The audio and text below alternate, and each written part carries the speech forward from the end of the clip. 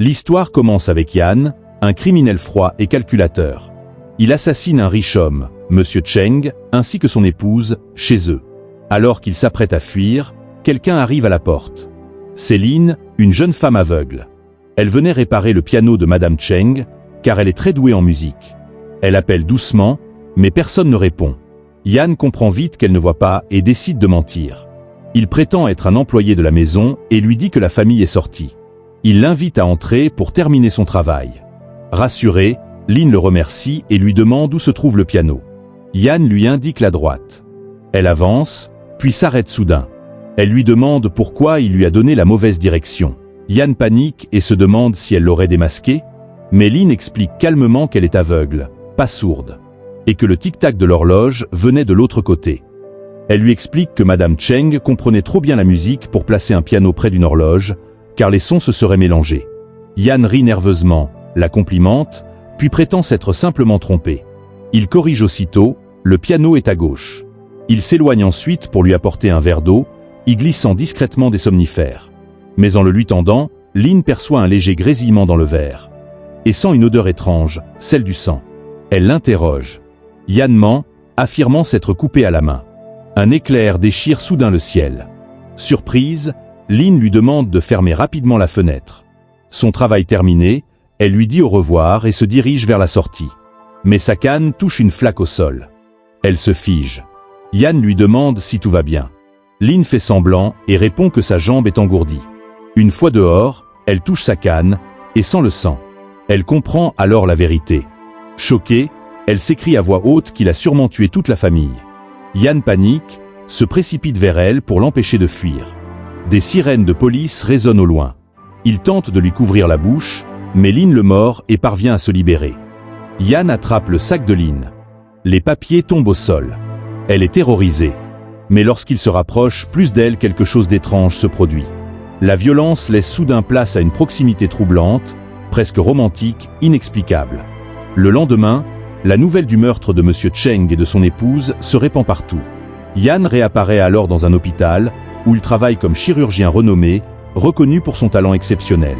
Un policier nommé Wu vient l'interroger. Le même médicament retrouvé sur la scène du crime a été lié à Yan. Il est conduit au poste pour être interrogé. Là-bas, Yan est choqué de voir Lin, la jeune femme aveugle, amenée pour identifier le meurtrier. Elle s'approche de lui et demande à sentir son odeur, afin de confirmer s'il s'agit bien de l'homme rencontré ce jour-là. Elle pourrait le reconnaître à sa voix, mais elle insiste pour être certaine. Après un court silence, Lin déclare calmement que cet homme n'est pas le coupable. L'officier Wu s'excuse aussitôt pour l'erreur. Et comme Yan est le fils d'un homme d'affaires très influent, l'affaire est immédiatement classée. Yan quitte le commissariat en silence et retourne à son travail. Pourtant, cette rencontre laisse en lui un profond malaise.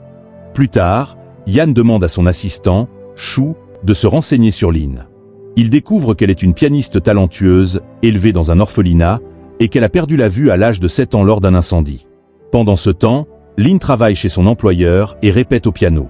Soudain, l'homme s'approche d'elle par derrière et tente de l'agresser. Yan arrive juste à temps et le met violemment à terre. Dans la nuit, le même homme espionne Lin pendant qu'elle est dans la salle de bain. Une nouvelle fois, Yan intervient et le menace de ne jamais recommencer. Mais la vérité est plus sombre. Lin a provoqué ces situations volontairement. Elle manipule les événements pour forcer Yan à la protéger. Derrière son visage innocent se cache un objectif précis et un secret profond. Après l'avoir aidé, elle le remercie. Yan lui demande alors pourquoi elle n'a pas dit la vérité à la police. Lin répond simplement qu'elle veut conclure un marché avec lui. Elle lui demande de l'aider à retrouver l'homme qui a tué celui qui lui a sauvé la vie quand elle était enfant. Yan reste silencieux. Lin ne sait pas s'il accepte. Le lendemain, alors qu'elle s'apprête à partir, elle réclame son paiement. Son employeur refuse, l'accusant d'avoir causé trop de problèmes. L'employeur de Lin tente même de l'étrangler.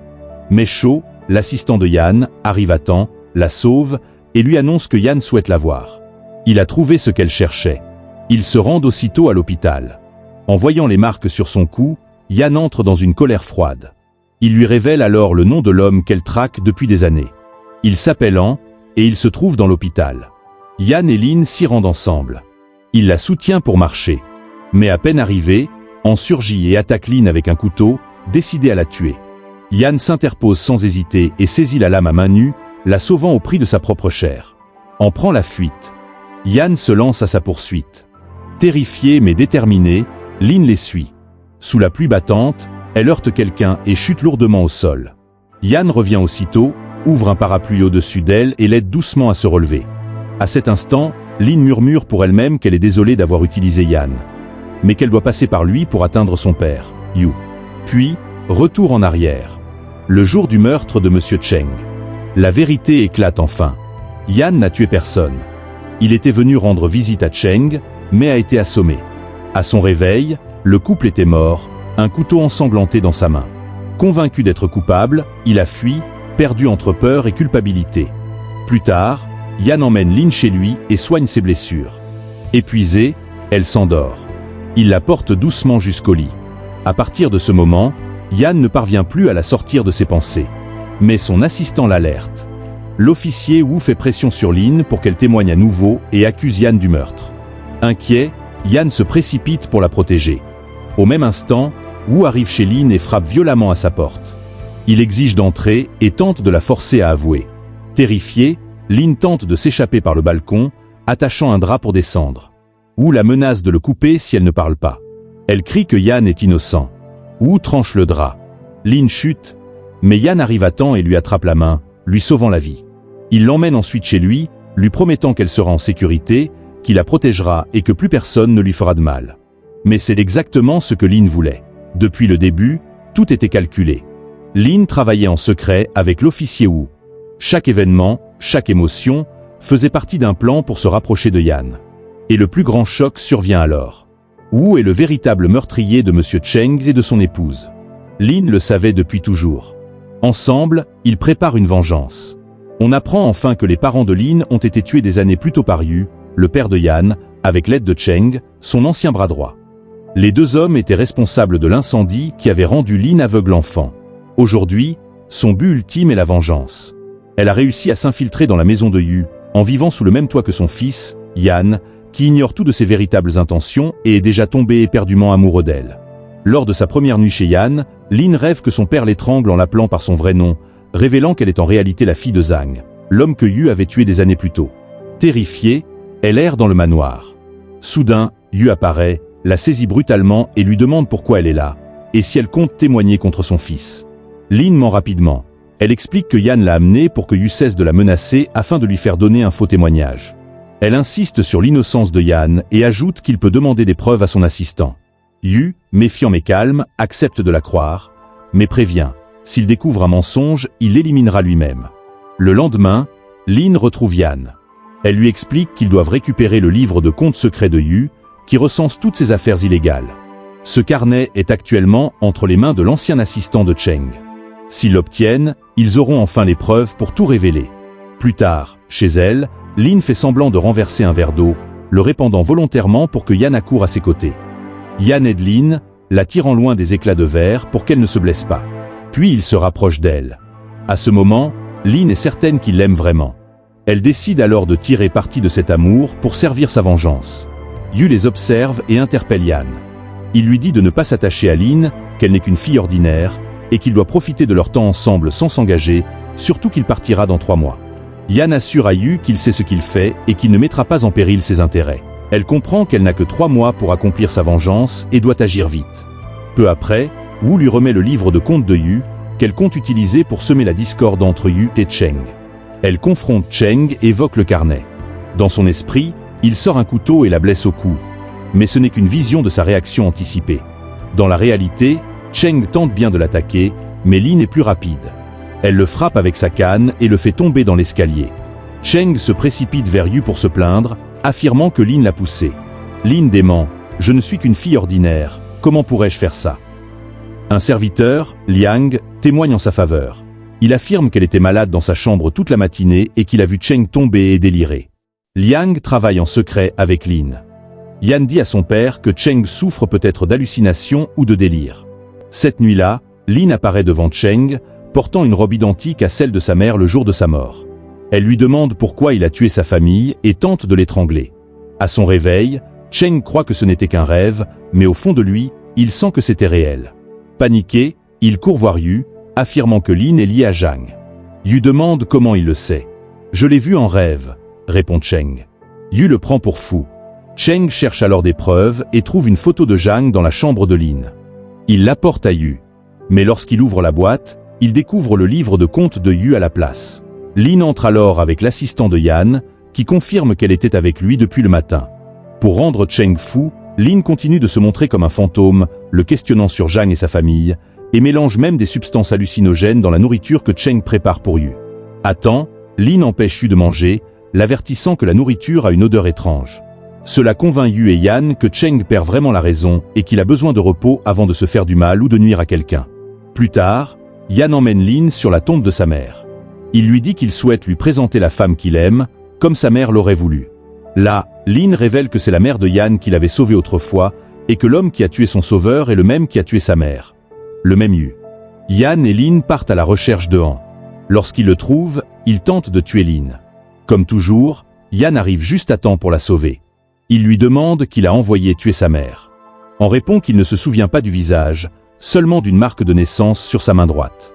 Yan est choqué. Pendant toutes ces années, il croyait que le meurtrier de sa mère avait été arrêté, comme son père le lui avait dit. Pendant ce temps, Cheng surprend Lin disant qu'elle sort. Il la suit en secret, l'enlève et lui révèle qu'il sait qu'elle est la fille de Zhang et qu'elle cherche vengeance. Il s'apprête à la tuer, mais Wu arrive et la sauve. Ensemble, ils ligotent Cheng. Terrifié, Cheng supplie qu'on lui pardonne, promettant d'aider et de tuer Yu lui-même, affirmant que Yu l'avait forcé à tout faire et qu'il est innocent. Wu avertit Lin de ne pas le croire. Mais Lin prend un couteau et frappe Cheng elle-même. Dans sa fuite, Cheng déclenche un incendie. Ils entendent quelqu'un approcher, c'est Yan. Lin ordonne à Wu de partir avant qu'il ne soit découvert. Wu hésite, craignant de la laisser seule dans le feu. Lin insiste, il ne doit pas s'inquiéter pour elle. Yan se précipite alors dans les flammes, risquant sa vie pour sauver Lin, déjà inconsciente à cause de la fumée. Quand Lin reprend conscience, Yan lui explique que Cheng est mort dans l'incendie, et qu'il a découvert qu'il s'agissait bien de l'homme qui avait tué sa mère. Il a retrouvé une vieille photo montrant la même marque de naissance sur sa main, comme on l'avait décrit. Lin lui confie qu'avant de mourir, Cheng a révélé qu'il y avait plusieurs personnes impliquées dans le meurtre de sa mère, sans dire qui. Yan lui promet qu'il les retrouvera toutes et qu'il fera justice pour sa mère. Le lendemain, Wu se rend chez Yu pour l'informer de l'incendie et de la mort de Cheng. Yu est choqué et se rend au commissariat pour identifier le corps. Yan tente de l'arrêter pour lui expliquer la vérité, mais Yu refuse d'écouter. Yan emmène alors Lin retrouver Han pour l'interroger sur les autres complices du meurtre de sa mère. Han refuse d'abord de parler, mais sous la menace de Yan, il finit par avouer que Tian, le chef de police, était également impliqué. Plus tard, Yu découvre que les substances hallucinogènes trouvées dans la nourriture se trouvaient en réalité dans la chambre de Liang. Il comprend alors que c'est elle qui a tenté de piéger Cheng et est responsable de sa mort. Furieux, Yu lui pointe une arme et exige des explications. Terrifiée, Liang éclate en sanglots et avoue qu'elle a été forcée de le faire. Elle révèle également que Yu avait fait chanter son père pour la contraindre à l'aider. Sans hésitation, Yu tire et tue Liang sous les yeux de Lin, avant de jeter son corps dans la forêt. Yan la réconforte et lui demande de se reposer, mais plus tard, Lin part avec Wu pour retrouver le corps de Liang et lui offrir une sépulture digne. Yu ordonne à Lin d'attendre avec un de ses hommes pendant qu'il cherche le corps. Mais un animal sauvage attaque et tue l'homme à ses côtés. Lin siffle pour appeler à l'aide. Wu entend le signal et accourt pour la sauver. Ensemble, ils retrouvent le corps de Liang et l'inhument. Lin ressent une profonde culpabilité, mais Wu la rassure. Lui et Liang étaient aussi victimes du feu, et leur vengeance n'était qu'une quête de justice pour eux-mêmes. Le lendemain, Lin déjeune avec Yan et Yu. Yu demande à son fils de préparer sa fête d'anniversaire et lui annonce que Lin devra quitter la maison après la cérémonie. Yan s'y oppose immédiatement, refusant de la laisser partir après tout ce qu'elle a traversé. Il insiste, il ne permettra à personne de lui faire du mal ni de l'abandonner. Yu explique que Wu a réussi à infiltrer la maison avec l'aide de Liang, ce qui rend la présence de Lin dangereuse pour tous. Lin accepte calmement de suivre les instructions de Yu, ne voulant pas créer de problème. Mais Yan refuse catégoriquement de la laisser partir. Plus tard, Lin rencontre Wu et lui explique qu'elle a besoin d'un plan pour rester proche de la maison et de Yan, sans être forcée de partir. Elle rentre ensuite chez elle pour aider aux préparatifs de l'anniversaire de Yu et lui promet de jouer du piano pour lui en cadeau spécial. Soudain, un mystérieux inconnu ouvre le feu. Lin est touchée à l'épaule. Yan s'écrie qu'il ne la laissera jamais quitter la maison, surtout après qu'elle a failli recevoir une balle destinée à son père. Peu après, la nièce de Yu, MS, Seo, la cousine de Yan, arrive pour l'anniversaire. Yu est ravie de la voir, mais elle, plus encore, est excitée de retrouver Yan, qu'elle aime depuis l'enfance. Yan, en revanche, la trouve collante et irritante. Lorsqu'il présente Lin à Seo, cette dernière devient jalouse. Elle se moque de Lin, disant qu'être aveugle rend sa présence inutile, et affirme arrogamment qu'elle est la fiancée de Yan, l'avertissant de ne pas s'en approcher. Yu, entendant cela, lui ordonne de se contrôler et de respecter leur invité. Lors de la fête, Seo, toujours jalouse, provoque Lin et lui déchire délibérément sa robe devant tout le monde. La foule est choquée en voyant les cicatrices sur le dos de Lin. Seo accuse Lin de mensonge, prétendant qu'elle n'est pas la véritable Lin, celle qui a grandi à l'orphelinat. Mais Yan la contredit fermement. Yan insiste, Lin n'est pas une imposteur, c'est bien son vrai nom. Il lui dit de ne pas avoir peur, car il est à ses côtés. Seo demande comment il peut en être sûr. Yan explique que son assistant a vérifié les dossiers de Lin à l'orphelinat dès leur rencontre. Furieuse, Seo lui demande s'il est tombé amoureux de Lin. Yan avoue qu'il l'aime vraiment. Seo ricane, outré. Comment peut-il aimer Lin alors qu'elle, Seo, est sa fiancée? Elle quitte la pièce, feignant la dignité. Yan rassure Lin. Seo est comme une sœur pour lui, et tout ce qu'elle dit n'est que le fruit de ses illusions. Plus tard, Seo rumine dans la chambre de Lin, confuse, déchirée entre jalousie, loyauté familiale et désir de vengeance. Le lendemain, Yan emmène Lin à l'orphelinat pour ramener la petite fille qu'elle y avait aidée et protéger ainsi celle-ci. Une fois sûr de sa sécurité, il rentre à la maison. Seo, préparant un stratagème pour séparer Yan et Lin, échoue, car Yu et Wu surprennent Yan et Lin ensemble. Plus tard, Lin les informe que leur prochaine cible est Tian, chef de la police, responsable de la manipulation du trafic de drogue de Yu. Ils devront aller le voir le lendemain pour régler cette affaire et saisir l'occasion de l'éliminer. De retour à la maison, Seo est furieuse contre Lin pour lui avoir volé Yan. Seo prévient Lin de ne pas se faire d'illusions. Selon elle, Yan est simplement avec elle en ce moment, mais il finira par rester à ses côtés à elle. Lin réplique calmement qu'au moins, Yan la traite comme une personne, contrairement à certains. Furieuse, Seo tente de la poignarder avec un stylo. Lin ne se laisse pas faire. Elle lui arrache le stylo et riposte. Yan intervient aussitôt et les sépare. Seo se plaint en accusant Lin de l'avoir frappée, mais Yan refuse de la croire et chasse Seo de la pièce. Plus tard, Lin s'installe au piano. Tian et Wu arrivent pour voir Yu. Dès qu'elle comprend leur présence, Lin feint de trébucher et laisse tomber sa botte, sachant que Tian est un homme aux regards insistants. Séduit, Tian s'empresse de l'aider et lui remet lui-même sa chaussure. Yan observe la scène de loin. Il comprend la stratégie de Lin et en souffre, mais se convainc qu'elle agit uniquement pour venger la mort de sa mère. Ensuite, Tian rejoint Yu. Ils évoquent leur trafic de drogue raté et se menacent mutuellement, jurant que toute trahison serait sévèrement punie. Pour rendre l'avertissement plus concret, des coups de feu de sommation sont tirés près de Seo, afin d'effrayer Yu et l'empêcher de trahir. Lorsque Yan apprend la mort de Seo, il entre dans une rage noire. Il veut se venger et décide d'aller lui-même affronter Tian. Yu retient Yan, lui disant de rester calme et de ne pas agir précipitamment. Lin intervient, elle a un plan. Elle connaît l'admiration que Tian lui porte et compte s'en servir contre lui. Elle prévoit un piège. Fidèle à sa stratégie, Lin se rend à l'hôtel où Tian passe ses nuits. Elle joue du piano, et à la fin, laisse tomber son objet pour que sa clé de chambre tombe là où Tian peut la ramasser. Séduit, il récupère la clé avec un large sourire. Seule dans la chambre, Tian demande si elle n'a pas peur de Yu et de son fils. Lin ment avec assurance. Elle a le chef de police de son côté. L'imbécile Tian la croit. Lin sort un couteau pour l'attaquer, mais il la maîtrise et tente de l'étrangler. Au même moment, Yan et ses hommes font irruption pour la sauver. Yan braque son arme sur Tian et exige qu'il relâche Lin. Tian refuse, tenant la lame contre sa gorge. Finalement, il parvient à s'échapper et rentre chez lui. Yan retourne immédiatement voir son père et relate tout. Il insiste, il faut trouver un moyen de sauver Lin, car elle a été entraînée dans tout cela à cause d'eux. Yu promet qu'il fera le nécessaire. Pendant ce temps, Tian a Lin retenue par 2 de ses hommes. Furieux qu'elle ait dupé et tenté de le tuer, Lin affirme qu'elle n'agissait que sur ordre de Yu pour venger la mort de Xiao. Tian entre dans une colère noire contre Yu. Wu saisit aussitôt l'occasion et lui propose un plan ingénieux pour se venger. Tous sont convaincus que Yu a tué sa femme, il y a des années, afin d'éliminer la petite fille de Zhang. Si cette vérité éclatait, Yu perdrait tout. Le seul obstacle est que l'affaire est ancienne et, en apparence, sans preuve. Du moins, c'est ce qu'il croit. Wu sourit et affirme qu'il détient un dossier complet sur les crimes de Yu. Lin et Wu échangent un rire complice. Sous prétexte de l'arrêter, Wu emmène Lin, mais la cache discrètement dans un placard du bureau de Tian. Il ouvre ensuite le coffre pour récupérer le dossier. En écoutant le mécanisme, Lin mémorise la combinaison. Tian sent alors une présence. Avant qu'il ne découvre Lin, Wu l'assomme, s'empare du dossier, l'attache au centre d'un hangar et y met le feu. Avant de mourir, l'homme lui révèle que c'est le prix à payer pour ce que lui et son groupe ont fait. On apprend alors que son véritable nom est Mo Shu, l'un des survivants de l'incendie qui a détruit sa famille. Lin s'approche et lui révèle à son tour qu'elle est la fille de Zhang, l'enfant dont toute la famille a été massacrée. Ils aspergent les lieux d'essence, placent une bougie près de la porte comme signal, afin que Yu puisse retrouver l'endroit. Peu après, Yu arrive sur les lieux et ouvre la porte. Au final, c'est Yu lui-même qui met fin à Tian.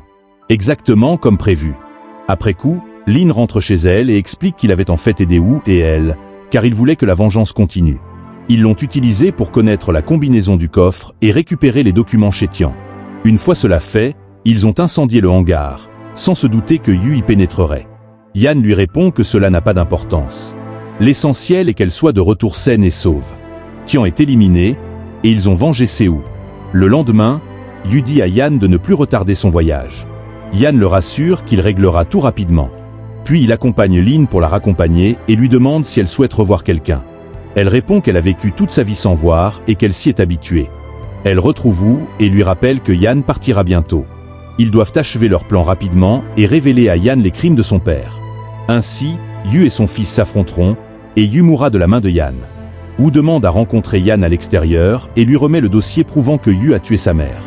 Il explique qu'il l'a pris dans le coffre de Tian avant sa mort, dissimulé parmi de nombreux autres documents. Yan est stupéfait, incapable de croire ce qu'il découvre, et se précipite pour confronter son père.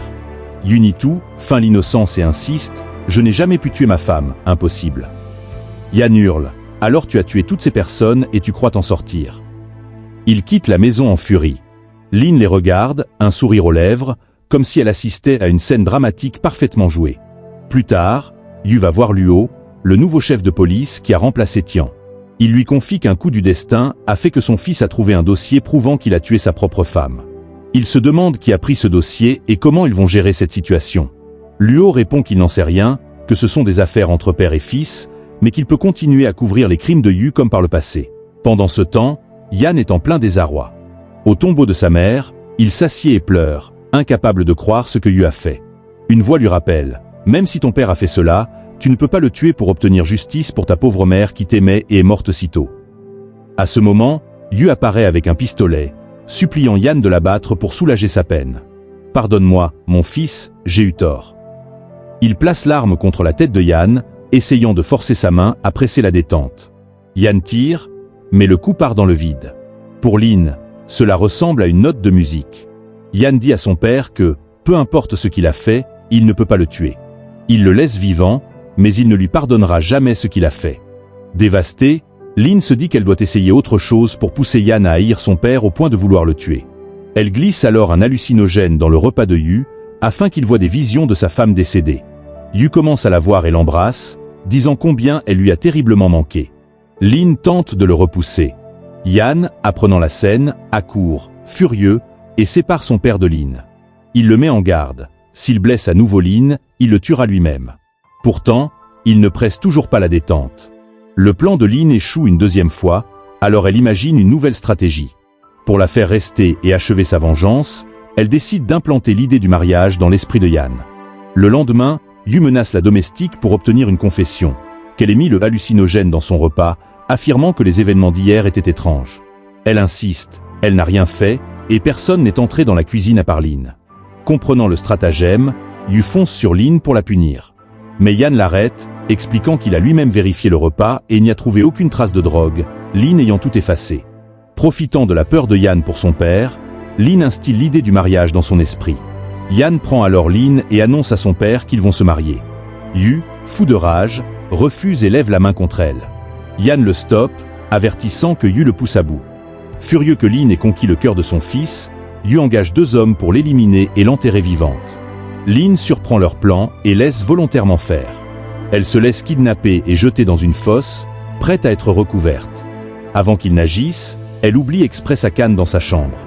Quand Yan s'aperçoit qu'elle manque, il comprend immédiatement que quelque chose ne va pas et se précipite pour la sauver. Elle lui révèle alors que Yu est derrière tout cela.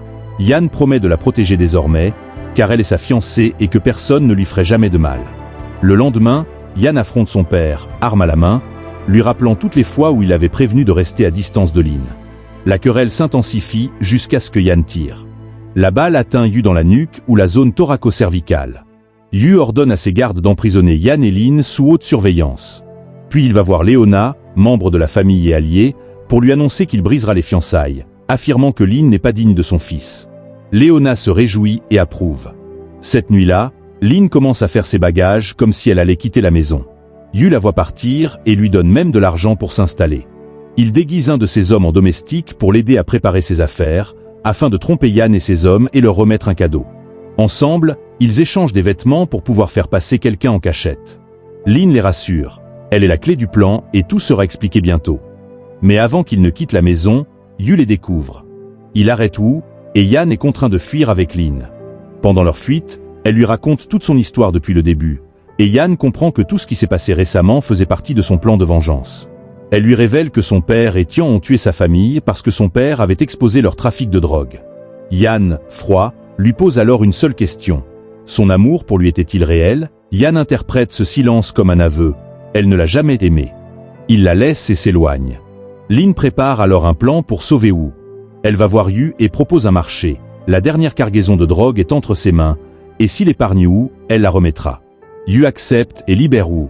Lin le conduit vers le lieu du stock, mais Yu découvre que la caisse est vide et comprend qu'il a été dupé. Il lève son arme sur elle. Bien sûr, tout cela faisait partie du plan de Lin, ses complices étant prêts à intervenir pour la sauver avant que Yu ne puisse tirer. Yu s'échappe, et Lin se précipite à l'hôpital pour vérifier que Wu va bien. Mais Yu capture à nouveau les deux et les kidnappe, forçant Lin à révéler le véritable emplacement de la cargaison. Yu exige qu'elle révèle l'emplacement de la cargaison, menaçant de tuer Wu. Lin finit par céder, mais il la force à appuyer elle-même sur la gâchette pour éliminer Wu. Elle s'effondre, pleure, s'excuse auprès de Wu. Avant que Yu ne puisse l'achever, Lin change tout. Elle lui annonce qu'elle est enceinte de Yan. Stupéfait, Yu les laisse partir. Mieux encore, il l'emmène personnellement à l'hôpital pour vérifier la santé du bébé et, pour l'avenir de son petit-fils, met sa colère de côté. À ce moment, Yan et Lin concluent un accord. Il l'épousera pour qu'elle puisse rester, poursuivre sa vengeance et révéler les crimes de Yu, avant de décider de sa vie. Elle s'excuse auprès de Yan pour l'avoir trompé, mais il lui répond que ce n'est pas le moment. La priorité reste la vengeance. Yan annonce à son père qu'il va épouser Lin parce qu'elle attend son enfant et ils accélèrent les préparatifs du mariage. Mais juste avant la finalisation légale, Seiyo surgit et révèle que Lin avait simulé sa mort pour piéger Tian, qu'elle n'est pas réellement enceinte et que tout faisait partie d'un plan. Lin avoue alors toute la vérité, et Yan admet qu'il avait accepté le stratagème pour démasquer Yu, un criminel cruel indigne d'être son père. Yu, choqué par la vérité, ordonne à ses hommes d'éliminer Lin. Ils essaient, mais elle et Yan parviennent à s'échapper. La police commence à se rapprocher de Yu, car Yan a remis toutes les preuves qu'il avait collectées. Pour se protéger, Yu kidnappe Seiyo et l'utilise comme otage afin de contraindre la police à le laisser partir. Puis, lui et Seiyo disparaissent, se mettant à l'abri. Yu ordonne à Seiyo de monter dans un train et de partir seule, pour qu'elle ne soit pas mêlée à ses crimes. Mais Seo refuse catégoriquement. Elle ne renoncera pas à Yan et promet de l'aider à se débarrasser de Lin pour que Yan lui appartienne. Yu la traite de folle, puis révèle qu'il a déjà un plan. Le lendemain, Seo demande à Yan de la conduire, prétextant que son oncle est devenu fou et l'a laissée seule dans la forêt. En vérité, elle cherche à distraire Yan, mais Yan refuse de la conduire et la confie à son assistant pour qu'elle atteigne sa destination. Pendant ce temps, Lin découvre où Yu compte se rendre et part avec des complices pour le surprendre. Mais Yu sent le piège, tue ses accompagnants et Lin s'enfuit de justesse. Yu se lance à sa poursuite et croise Yan. Une fusillade éclate entre eux. Yu prend la fuite et Yan récupère Lin pour la ramener chez eux. Yu se rend alors auprès de Seo et ensemble, ils kidnappent l'assistant de Yan. Il demande à Seo de retrouver un japonais nommé Juised, celui qui pourra l'aider à s'échapper. Seo le localise et informe Yu que Yan est recherché. Informé, Yan et Lin élaborent un plan. Yan se déguise, portant un masque comme celui de Juised pour tromper Yu. Il le laisse parler, puis révèle sa véritable identité. Lin surgit alors pour arrêter Yu, mais il menace Yan avec un pistolet et l'oblige à le suivre jusqu'à la tombe de sa femme. Seo est avec eux. Yu perd son sang-froid et décide de tuer Yan pour récupérer ce qu'il a perdu. Mais Seo s'interpose et laisse Lin s'échapper. Yu la poursuit jusqu'à une falaise et tire sur Yan. Seo se place devant lui, reçoit la balle et meurt sur le coup. Yan arrache l'arme à son père, le pousse du haut de la falaise et retourne auprès de Lin.